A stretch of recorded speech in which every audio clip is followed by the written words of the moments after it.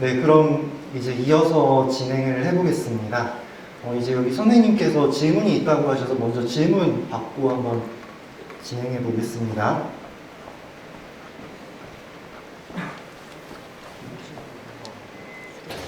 간단히 자기소개하고 한번 질문 주시면 어떠실지. 안녕하세요. 저는 AI 영상 만드는 거에 굉장히 관심이 있어서 오늘 참석을 하게 됐고요. 화장품도 만들고 영상도 만드는 변승희라고 합니다. 반갑습니다.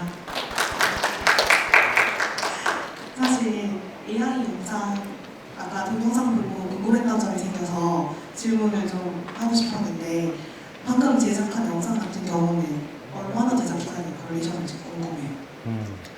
이 앞선 요 영상의 경우에 일단 몇 개의 클립으로 되어 있는지를 보시면요. 일단 이 로고의 경우에는 10초짜리 영상입니다. 그래서 여기까지 이제 하나를 생성을 하고요. 요거는 그냥 제가 캡컷에서 편집해서 넣은 거고, 이제 여기서부터 이제 어디까지가 한 컷일지를 한번 보시면요. 코딩도 못합니다. 그런데 이 영상은 누가 만들었죠? 저요? 방금 전까지 30초 컷이었습니다. 그리고 또 30초가 이어지면서요. 시민의 상상을 작품으로 바꾸는 실험입니다. 수강료는요? 무료는 오류입니다. 영원입니다. 여기까지 30초 컷입니다. 상상은 그래서 여기까지 총 3개를 생성했고요. 대표님 크레딧 다 썼어요? 잠깐만요. 지금 이게 하나의 영상입니다.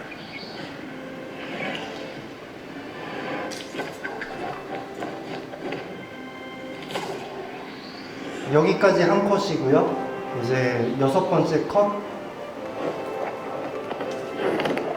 네, 요즘에 스파이더맨 상영하고 있다 보니까는 이런 영상 만드는 게 또 많이 바이럴되고 있어서 이렇게 넣어본 건데요. 아무튼 이렇게 몇 개를 계속 생성을 해서 그거를 조합해서 선생님들께서 기획하신 걸로 결합하는 건데 요거를 만드는데 걸린 시간은 한 6시간 정도 걸렸던 것 같아요. 이제 사실 기획하는데 대부분의 시간이 들어가고요. 요걸 생성하는 데는 한 40분? 네, 요렇게 아마 시간이 들어간 것 같습니다. 그래서 정리하자면은 우리가 지능은 몇 가지로 구성된다고 했죠? 3가지죠. 그래서 첫 번째가 뭐였죠? 지각. 두 번째가 인지. 세 번째가 행동. AI한테 어떤 입력을 할 건지 지각만 잘 주면은 AI가 그 지각을 행동으로 만들어내는, 영상이든 비디오든, 영상이든 이미지든 이런 것들을 만들어내는 거는 굉장히 잘할 수 있어요. 그래서 인간의 입장에서 더 관심을 두어야 되는 거는 더 어떻게 정확하게 내 의도를 전달하는 건지가 중요한 겁니다. 그래서 이 2번째 시간에는 그것에 대해서 한번 얘기를 해보도록 하겠습니다. 저희가 LLM이라는 표현을 AI만큼은 아니지만 가끔 뉴스에서 보실 수도 있을 거예요. 요 LLM이 결국에는 앞에 영어 단어들 앞에 있는 LLM을 딴 건데요. 라지 랭귀지 모델, 대형 언어 모델을 LLM이라고 부릅니다. 그래서 앞서 다른 선생님께서 책을 몇 권 정도 읽었을 것 같으세요 하셨을 때 수백억이라고 하셨는데 아직 수백억 권은 못 읽었어요. 21억 5천 권 정도를 책을 읽은 거죠. 그래서 21억도 사실 엄청 많은 거니까 정말 이 라지 랭귀지 모델이라는 게 얼마나 큰 데이터를, 책을 많이 읽었는지 그런 점에서 이 LLM을 이해를 해보실 수 있을 겁니다.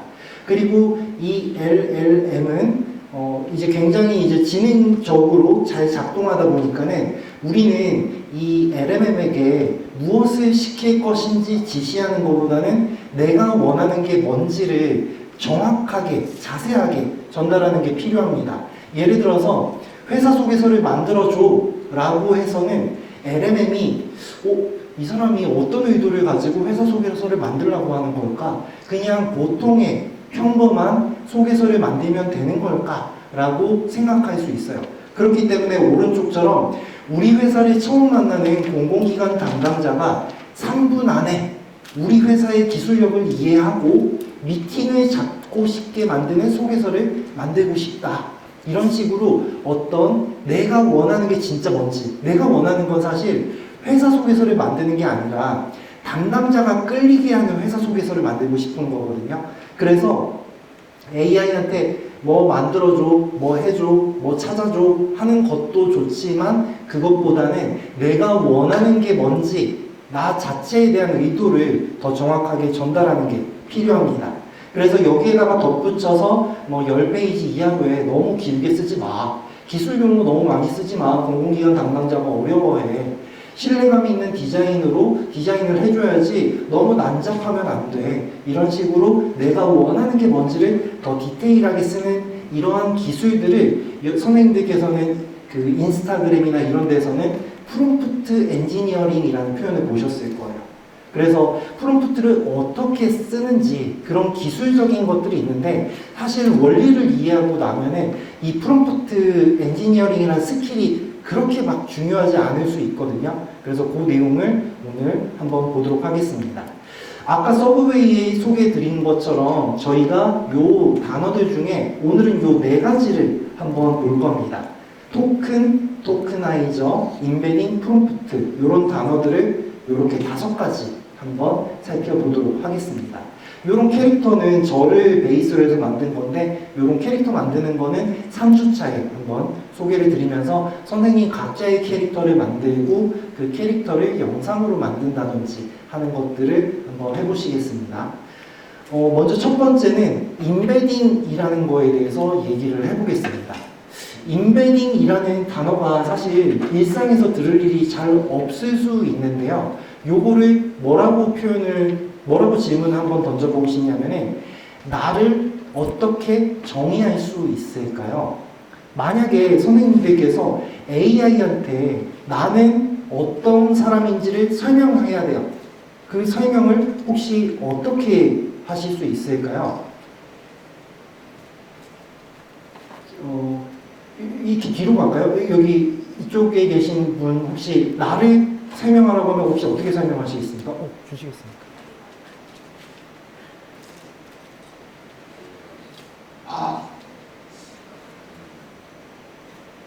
우선 제 인적 사항을 알려준 거. 어떤 식으로 예를 들어서?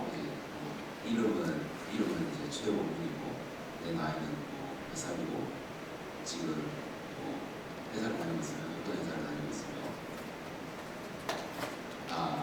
내가 생각하는 나의 성격도 얘기를 하고 그런 인적 사항들을 얘기를 하고 있습니다. 그럼 AI가 충분히 지금 말씀해주신 선생님을 이해를 할 수 있을까요? 그거는 좀 모자랄 것 같은데. 그럼 뭘 더 넣어주면 좋을까요?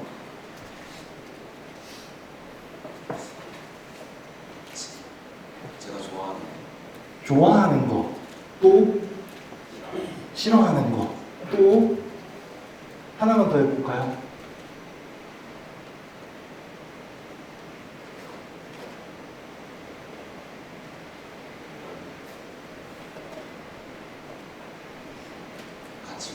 가치관.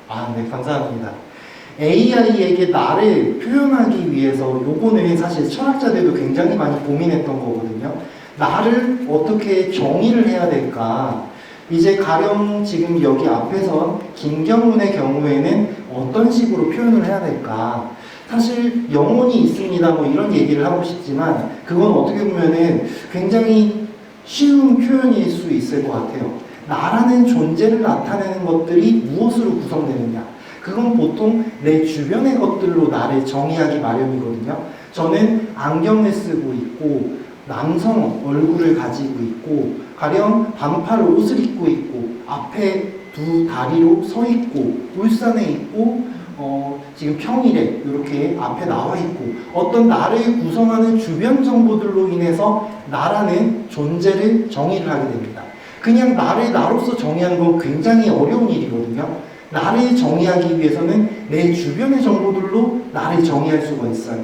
그래서 내 경험이 무엇인지 내 주변에 내가 착용하고 있는 것들, 좋아하는 것들, 말투, 관계, 함께하는 사람, 이러한 것들이 갖춰지면 갖춰질수록 나의 윤곽이 뚜렷해지게 됩니다. 그래서 무언가를 정의한다는 것은 결국에는 정말 많은 정보가 주어지면 주어질수록 나에 대한 윤곽이 뚜렷해진다라고 할 수 있어요. 그래서 주변의 것들로 나를 정의한다라는 것을 한번 체험을 해보실게요. 여기에서 그래서 보라몽이라는 게 뭘까요? 예측이 되실까요? 겨울에는 보라몽을 구워 먹는다. 보라몽은 익으면 달고 포슬포슬하다. 시장에서는 흙이 묻은 보라몽을 상자째 판다. 아이들은 따뜻한 보라몽을 반으로 갈라 먹었다. 여기서 보라몽은 뭘까요? 네, 고구마. 감자라고 하셨죠? 감자는 아무래도 좀 달 수 있지만, 네, 소금을 찍으면. 네. 그런 식으로 어떤 주변의 단어들로 어떤 개념을 정의하는 것. 이게 바로 LMM이 학습하게 된 근간 원리입니다. 주변의 단어들로 얘가 어떤 의미인지, 어떤 존재인지를 학습을 한다는 겁니다. 예를 들어서 우유, 김밥, 떡볶이라는 단어들이 있다고 생각을 해볼게요. 이 단어들의 의미를 혹시 뭘로 구분을 해볼지 상상이 되세요? 우유, 김밥, 떡볶이를 어떻게? 뭐라 하셨죠? 간식. 얘네들을 구분하고 싶어요. 얘네들을 의미적으로 어떻게 구분해 볼 수 있을까요? 음식은 얘네들을 통틀어 말하게 되는 거니까는 얘네를 구분할 수 있는 뭔가를 생각을 해볼까요? 뭘로 구분해 볼 수 있을까요? 색깔. 네, 색깔도 가능하고요. 모양. 하나만 더 해볼까요? 모양. 네. 맛. 그것도 좋네요. 액체, 고체, 유체. 이제 저는 매운맛으로 한번 정리를 해봤어요. 매운맛이 얼마나 강하느냐에 따라서 우유, 김밥, 떡볶이 이렇게 표현을 해봤습니다. 그런데 이 음식들 말고도 세상에는 정말 많은 단어가 있잖아요. 그래서 AI가 얘네들의 의미를 구분하기 위해서 이 축이라는 거를 계속 더하기 시작합니다. 매운맛이라는 의미가 있으면 여기에다가 단맛을 추가를 합니다. 그래서 위로 가면은 단맛이다. 오른쪽으로 가면은 매운맛이다. 그리고 여기서 더 나아가서 기름진 정도도 추가해요. 그래서 단맛이 높은데 매운맛은 좀 적은 거는 샐러드. 얘는 기름지지 않아서 아래쪽에 있어. 이런 식으로 어떤 의미를 계속 축을 추가하면서 생각을 하는 거예요. 그래서 AI는 이 축을 보통 몇 개 정도 가지고 있을까요?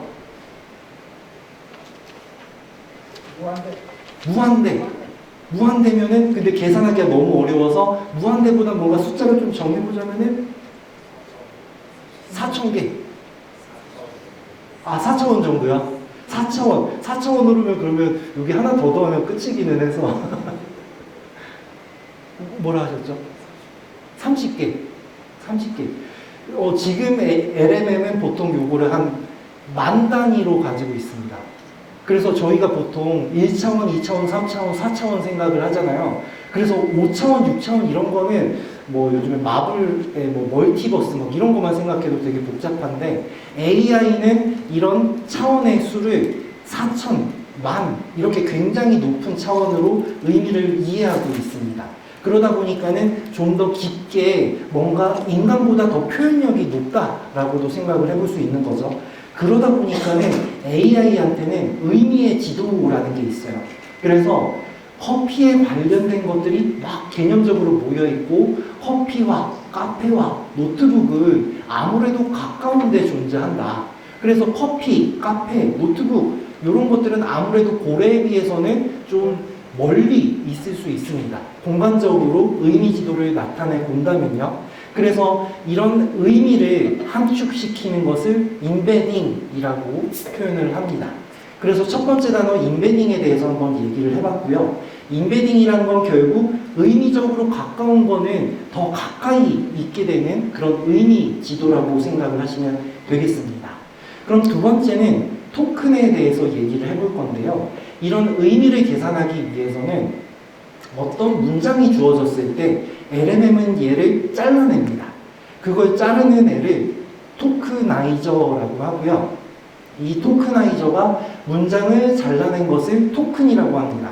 토큰이라는 단어를 종종 들어보실 텐데 이런 것들을 보통 뭐 블록체인 토큰이라든지 그런 것들로 이해하실 때가 있어서 LMM에서는 어떤 인간에게는 단어와 같은 것들이 AI에게는 토큰이라고 보시면 되겠습니다. 예를 들어서 AI는 정말 생각을 하나 라는 이런 문장이 AI한테 들어갈 때는 AI가 하나의 토큰, 는 이라는 하나의 토큰, 정말, 띄어쓰기 생각을, 띄어쓰기 하나, 물음표 이렇게 각각의 토큰으로 나누어진다라고 할 수 있습니다. 이런 토크나이저는 요 사이트에 한번 들어가 보시면은 직접 문장을 넣어가지고 해보실 수가 있는데요. 중요한 거는 AI는 문장을 단어가 아니라 토큰으로 읽는다 정도만 이해를 하시면 되겠습니다. 그래서 울산 앞바다에서 울산은 하나의 단어잖아요. 하지만 AI가 이거를 단어라고 해서 꼭 하나의 토큰이 아니라 이렇게 잘게 쪼갤 수도 있다 라고 생각을 하시면 되겠습니다. 그래서 선생님들께서 여러 가지 AI 서비스들을 쓰시잖아요. 그 AI 서비스들마다 문장, 똑같은 안녕하세요를 여러 가지로 쪼갭니다. 가령 GPT-5 같은 경우에는 안녕하세요 이렇게 두 개의 토큰으로 쪼개고요. 제미나이 같은 경우에는 안녕하세요 하나의 토큰으로 만들어요. 그리고 클로드라고 하는 엔트로픽의 모델은 안녕하세요 이렇게 쪼개게 됩니다. 그러면은 아까 인베딩이라는 게 어떤 토큰이 가지는 의미를 막 만차원 해가지고 굉장히 많은 축을 가지고 의미를 계산한다고 했는데 제미나이는 안녕하세요가 하나의 토큰이에요. 근데 클로드는 5개의 토큰, GPT-5는 2개의 토큰 이렇게 서로 토큰이 다릅니다. 이런 토큰이 다르면서 여러 가지 서비스의 장단점이 있거든요. 그래서 이런 내용은 이론적으로 해보는 것도 좋지만 직접 한번 써보면서 이따가 실습해서 나는 제미나이가 더 좋다 또는 GPT가 더 좋다 이런 것들을 한번 생각을 해보셔도 되겠습니다. 하나만 더 추가해서 말씀드리면 제미나이는 한국어 표현을 크게 묶거든요. 크게 묶으니까는 뭐가 장점이 될 수 있을까요? 출력할 때 덩치가 막 큰 게 퉁탕 하고 나오니까는 더 빨리 출력이 되겠죠. 대신 클로드는 5번이나 호출해야 돼요. 안녕하세요. 그래서 느릴 수 있겠죠. 근데 왜 굳이 느린 이런 선택을 했는지 이런 것들은 한번 실습을 통해서 느껴보시면 좋겠습니다. 선생님들께서 기억하셔야 되는 거는 이 토큰이라는 것에 대해서 AI가 얘기하는 건 블록체인의 토큰과는 전혀 다른 개념이다라고 이해하시면 되겠습니다. 가령 최태원 회장님이 AI 토큰 비용을 확 낮추겠다. 여기서 토큰이 뭔가 화폐와 같은 토큰의 의미가 아니라 실제 AI가 읽어내는 인간의 입장에선 단어와 같은 어떤 덩어리라고 생각을 하시면 되는데요. 이 뉴스 기사의 내용을 참고해 보면은 AI가 처리할 토큰이 급증하자 관련 비용도 덩달아 급증하는 추세다. 현재 AI 비용이 너무 높다. 이런 얘기예요. 그럼 여기서 이 토큰 비용이 급증한다. 즉 덩어리를 생성하는 비용들이 많아지면 많아질수록 비용이 높아진다라는 얘기거든요. 그래서 가격표를 한번 보면은 요건 클로드 페이블이라는 모델의 가격표를 여기 한번 가져와 봤는데요. 읽기가 되게 어려워요. 막 M톡 10달러 막 이렇게 표현이 돼 있어요. 그래서 요게 되게 어려우니까는 일단 하나로 변환을 해볼게요.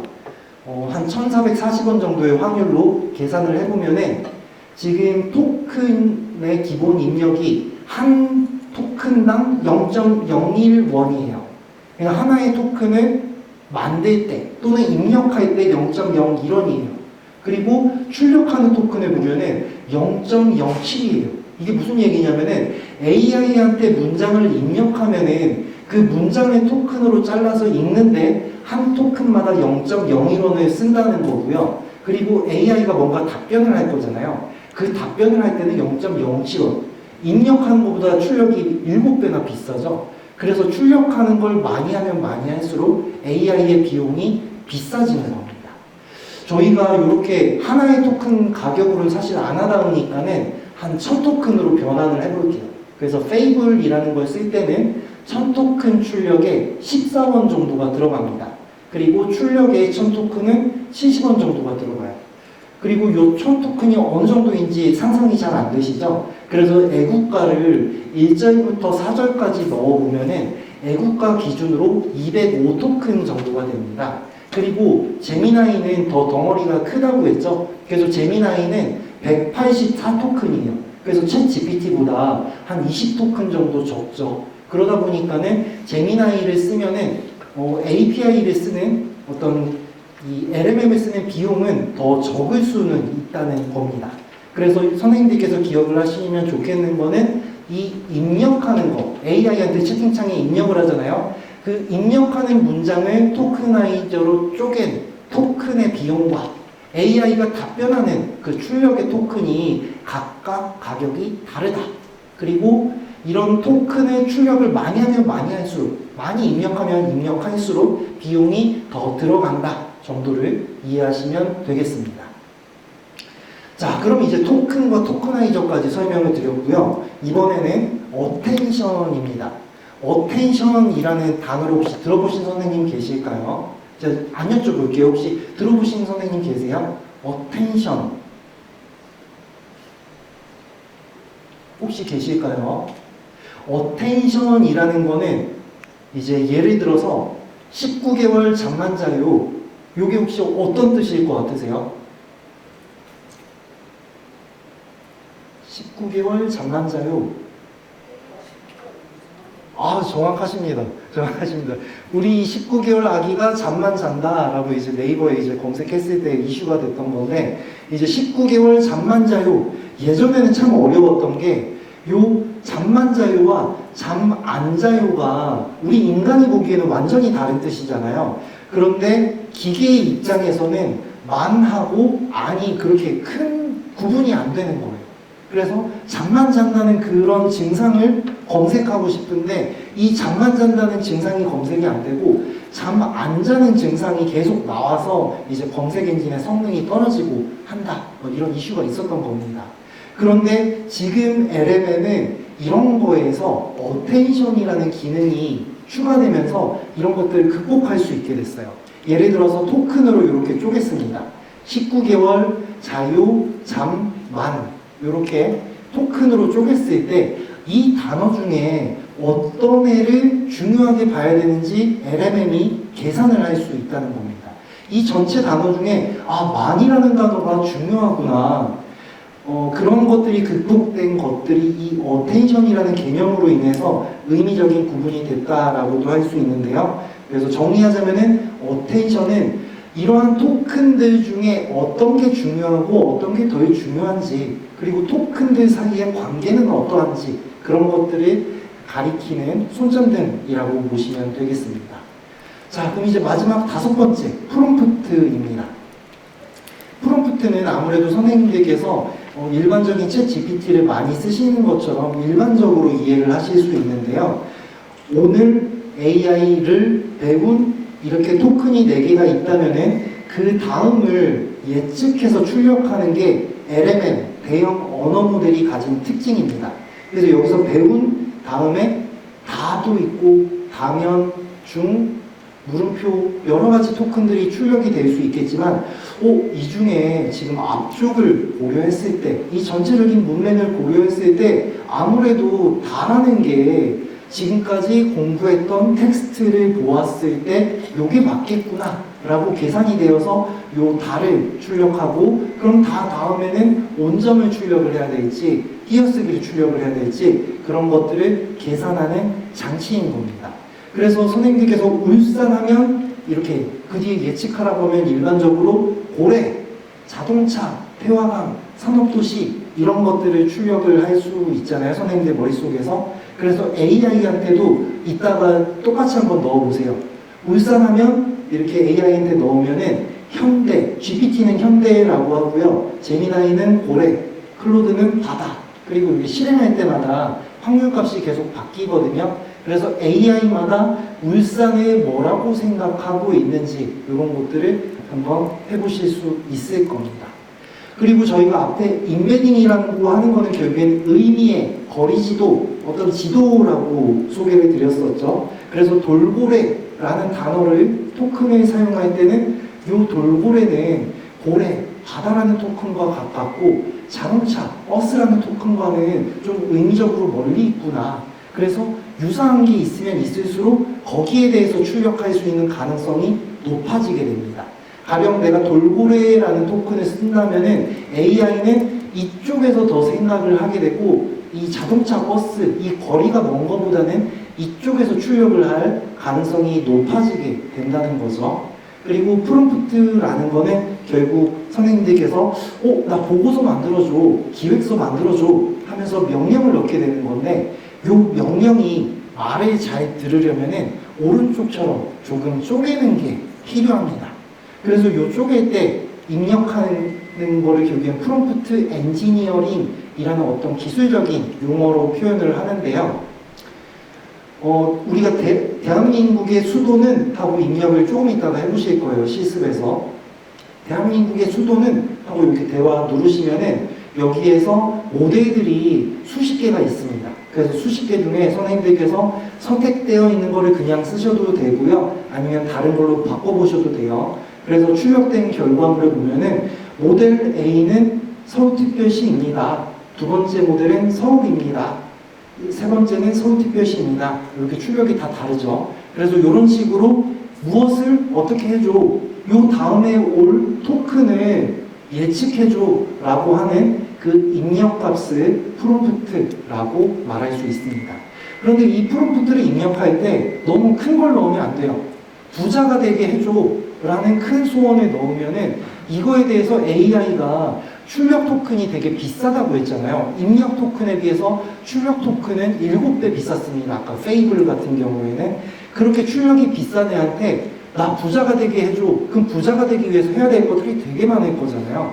그래서 그걸 나열하다 보면은 사람 입장에서는 마음에 들지 않는 답변이 되는 거고 AI 입장에서는 부자라는 것이 달성되기 위해서는 내가 어떤 걸 할 수 있고 뭐 나에 대해서 더 이해할 수 있어야 되는데 그러한 것이 없는 상태에서는 이러한 것들을 올바른 답변 출력이 되게 어려워지는 겁니다.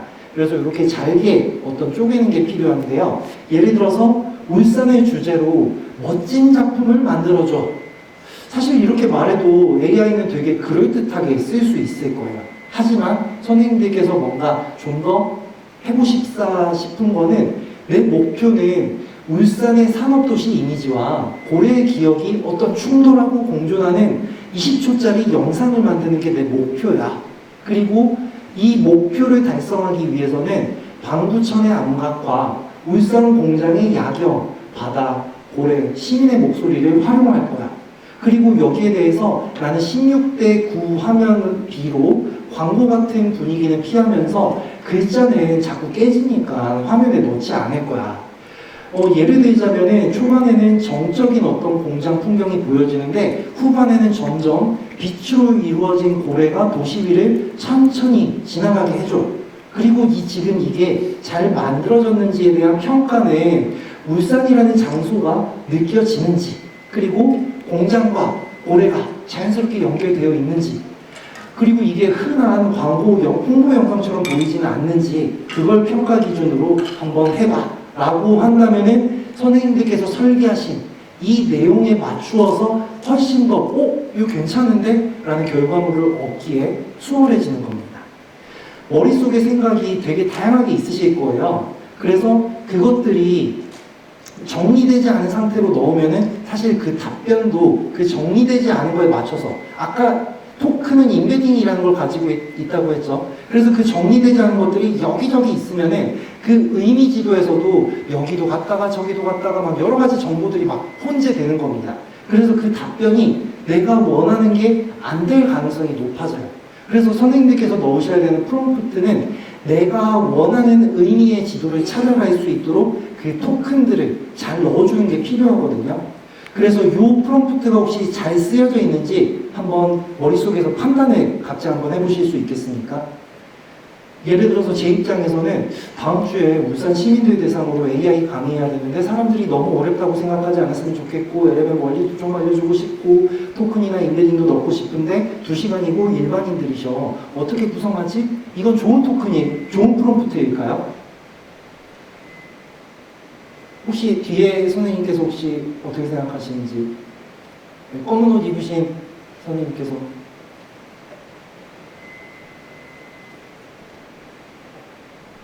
이건 좋은 토큰으로 좋은 프롬프트로 보이실까요? 아닌 것 같아요. 어떤 점에서 아닌 것 같으세요? LLM의 원리나 토큰이나 인베딩을 어떻게 넣고 싶은지 들어가면 좀 더 좋지 않을까라는 생각을 그렇다면 아마 선생님께서는 이미 LMM을 더 잘 쓰고 계시는 입장에서 이거 너무 이게 혼란스럽게 쓴 것 같아 또는 애매모호하게 쓴 것 같아 라고 느끼셨을 수도 있을 것 같아요. 선생님들께서 좋은 프롬프트를 넣으려고 노력을 안 하셔도 돼요. 선생님들께서 하셔야 되는 거는 내가 어떤 걸 목표로 하고 누구를 대상으로 어떤 것들을 조건으로 넣고 싶은지를 그냥 난잡하더라도 넣으시면 됩니다. 이게 누락되어 있는 상태에서 그냥 AI는 AI 강의 어떻게 하지? 라고 프롬프트를 넣게 된다면은 AI 입장에서는 누구를 위한 강의야? 몇 시간 하는 분량인데 어떤 수준이어야 되지? 그래서 어떤 결과물을 지금 달라는 거지? 라고 이 부분이 부족한 겁니다. 그래서 의미의 지도에서 선생님들께서 더 원하시는 것들을 요구하기 위해서 문장을 완벽하게 넣지 않아도 돼요. 저희가 책을 쓰는 게 아니니까는 그냥 내가 생각나는 대로 막 적는데 최대한 지금 목표가 뭐고 지금 누구를 위한 거고 어떻게 해야 돼 이러한 정보들을 최대한 넣어준다. 즉 의미의 지도에서 내가 목표로 하는 바를 찾아갈 수 있는 문맥을 잘 넣어주는 게 중요합니다. 그래서 이 맥락, 어떤 문맥이 부족하다면은 이 답이 이상할 수 있잖아요. 그래서 그때는 AI한테 만약 너가 지금 뭔가 애매모호한 부분이 있다면은 다시 나한테 물어봐. 너가 부족한 정보로 답변 만들려고 하지 말고 애매모호한 거는 나한테 다시 물어봐 라고 하시면은 AI가 그러면 누구를 위한 강의를 만들고 싶으세요? 라고 질문을 다시 던질 거예요. 그럼 선생님들께서 다시 나는 이런 상황이야. 여기서 강의를 어떻게 해야 돼. 여기에서 나는 마이크로 음성으로 해야 돼. 이런 조건들을 추가하시면서 몇 번이고 인터뷰하듯이 대답을 하면은 어떻게 보면 선생님들이 GPT가 되는 거예요. 항상 AI한테 대답을 요구했지만 선생님들이 AI한테 질문을 받아서 답변하고 그걸 몇 번이고 반복하면은 그때는 선생님들께서 원하시는 결과물이 만들어질 가능성이 높아진다라고 할 수 있습니다. 그래서 좋은 프롬프트라는 거는 결국에는 선생님들께서 원하시는 답변의 방향을 좁혀주는 정보다. 그래서 이 답변을 좁히는 건 결국 뭐예요? 의미의 지도에서 내가 원하는 의미의 방향으로 갈 수 있도록 컨텍스트, 어떤 문맥을 잘 넣어준다는 거거든요. 그래서 대표적으로는 너는 지금 CEO야, 너는 지금 선생님이야, 너는 지금 마케터야 이런 역할을 주면은 그 마케터야 라는 단어 자체가 의미의 지도에서 마케팅 영역에 대한 걸 묻고 있구나. 그래서 그 방향이 계속 이동하기 때문에 이러한 것들을 넣어주세요 라는 어떤 테크닉들이 생기는 겁니다. 그래서 여기에 대해서 되게 뭔가 그럼 좋은 프롬프트는 어떻게 써야 될지 하고 막막하실 수 있잖아요. 그래서 여러 가지 어떤 프레임워크라고 하는 방식들이 있는데요. 대표적으로는 코어라는 게 있습니다. 저희 회사 이름이 코어다 투데이라고 코어를 쓴 건 아니고요. 이건 글로벌하게 유명한 프레임워크거든요. 코어는 이제 각각이 첫 번째는 컨텍스트, 어떤 상황인지, 어떤 문맥인지, 누구를 위한 건지 이런 컨텍스트를 넣어줘야 되고, 그리고 원하는 목적이 뭔지, 오브젝티브라고 해서 원하는 게 뭔지를 넣어주면서 여기에 대해서 어떤 조건이라든지 예시라든지 그런 것들을 R로 넣어줍니다. 그리고 지금 요 만들어지는 결과물들이 잘 만들어졌는지 AI 스스로 판단할 수 있게 평가 기준, 검토 기준도 넣어주는 겁니다. 그러면 AI가 이러한 거를 했을 때 만들었는데 이 검토 기준에 부족하네. 그럼 이 검토 기준을 만족하기 위해서 의미의 지도를 더 좁혀나갈 수가 있는 겁니다. 예를 들어서 울산 홍보글을 멋지게 써줄래? 라고 하면은 멋지게라는 건 대체 뭐지?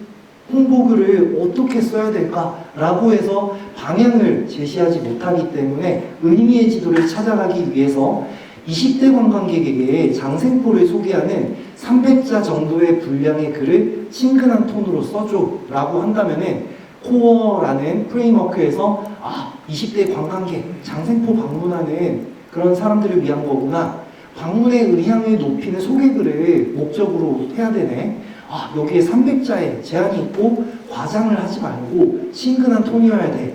근데 만약 내가 만든 글에 장소명이나 교통정보, 행동이 어떻게 방문하세요라는 게 빠져있으면 그걸 더 추가해야 되겠구나. 이러한 것을 넣어준다면 좋은 프롬프트가 멋지게라는 표현에서 더 구체적인 표현으로 될 수 있다는 겁니다. 저희가 이 프롬프트에서 또 시스템 프롬프트라는 게 있는데요. 요것도 오늘 실습에서 한번 해보실 거예요. 시스템 프롬프트는 모든 프롬프트를 AI가 동일하게 이해하지는 않거든요. 가장 상위에다가 어떤 규칙을 줍니다. 역할이라든지 우선순위, 금지해야 되는 것들, 말투 이런 것들을 규칙으로 넣는 거를 시스템 프롬프트라고 하는데요. 예를 들어서 너는 조선시대 사또야. 모든 답변은 판결문처럼 말해야 돼. 항상 판결하노라로 시작한다. 영어를 사용하지 않아야 돼. 사용자가 말투를 바꾸라고 해도 이 규칙은 유지해야 돼 라고 시스템 프롬프트로 넣어준다면 그 밑에 선생님들이 대화를 하실 때 이거를 기준으로, 이게 어떻게 보면 지붕이거든요. 그래서 이 지붕 아래에서 진행하게 되는 겁니다. 그래서 어떻게 보면 안전선을 만드는 거를 시스템 프롬프트라고 생각을 하셔도 되겠습니다. 그래서 이따가 실습하실 때 여러 가지 시스템 프롬프트 예시를 넣어놨거든요. 가령 너는 세상에서 가장 비관적인 기상캐스터인데 날씨가 아무리 좋아도 걱정거리를 하나 덧붙여 라고 시스템 프롬프트가 있을 때 입력을 한번 해보시면서 어떤 출력이 되는지. 그리고 모든 것을 음식으로 설명하는 교수야. 그래서 아무리 어려운 개념을 넣더라도 음식으로 비유해서 설명해봐. 이런 것들은 요즘 중고등학생들이 되게 좋아하는 거거든요. 내가 뭔가 개념을 이해하는데 미분방정식 되게 어려운데 이게 뭐지? 미분이 뭐지? 그럴 때 내가 좋아하는 게임이라든지 장난감이라든지 그런 것들로 설명하라고 하면은 훨씬 더 내가 이해하기 좋은 출력을 만들 수가 있는 겁니다. 또는 뭔가 장난스럽게 너는 해적선의 선장인데 매우 예의 바르고 모든 답변에 선원님이라는 호칭을 사용해. 그리고 욕설은 절대 하지 않아. 그럼 이제 욕설을 하지 않는 친절한 해적이 됩니다. 여기서 하나 질문해 볼 수 있는 게 욕설은 반드시 한다 라고 넣게 되면 어떻게 작동할까요? 욕설을 할까요?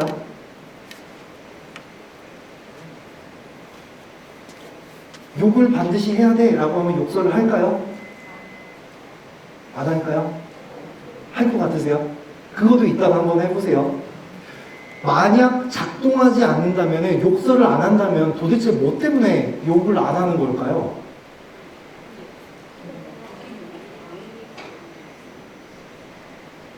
죄송해요. 못 들었습니다.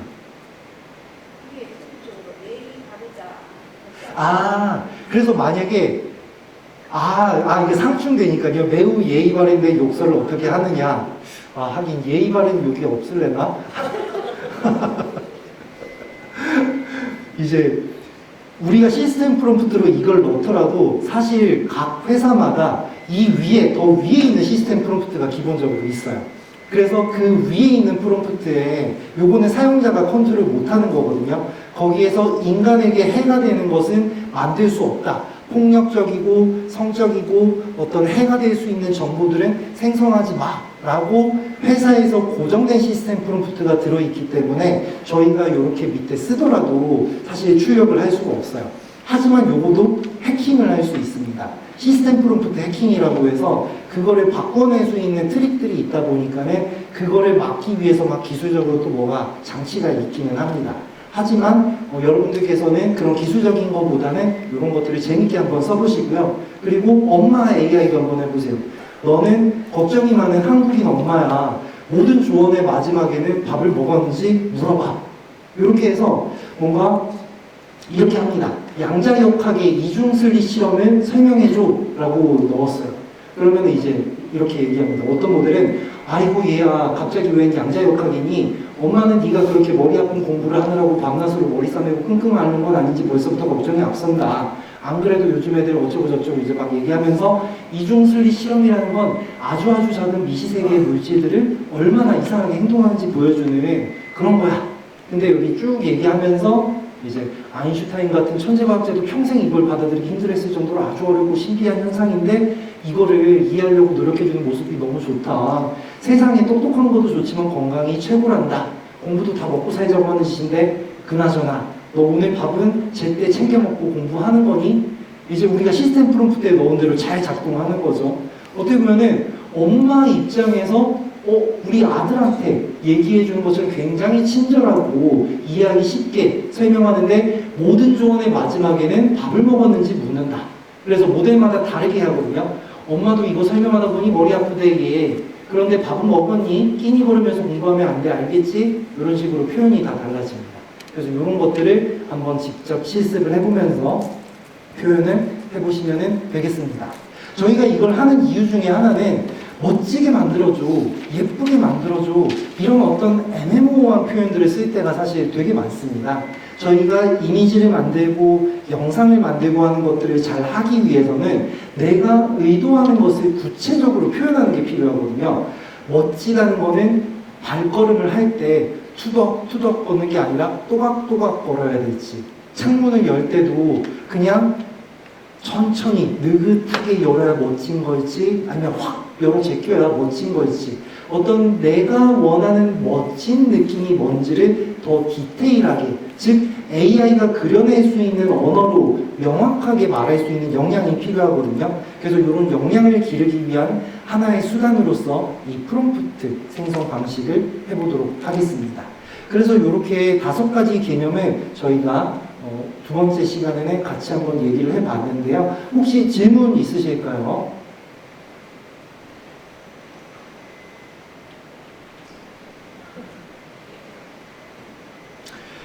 이제 저희가 첫 번째 시간에 여러 가지 얘기들을 했잖아요. 그 중에 어떤 게 기억에 남으실지 모르겠어요.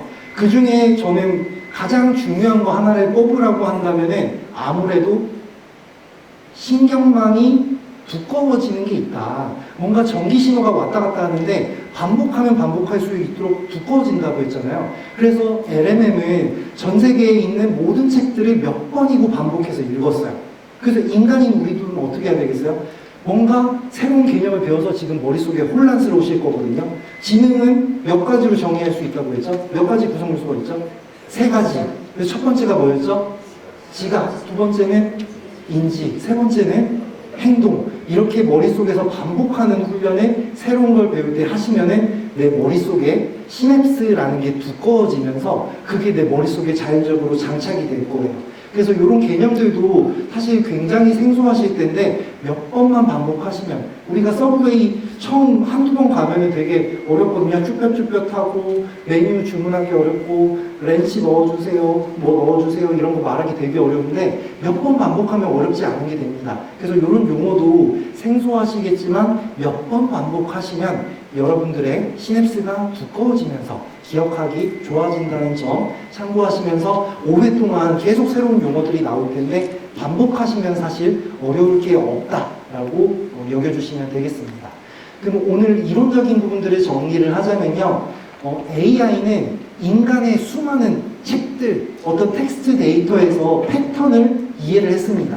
그래서 그 가능성, 다음에는 어떤 토큰을 만들어야 될지를 만드는 지능이라고 보시면 되고요. 사람은 이런 지능을 어떤 목적, 어떤 기준, 어떤 책임으로 판단할지 그런 지시를, 방향성을 제시하는 게 사람의 역할이라고 보시면 되겠습니다.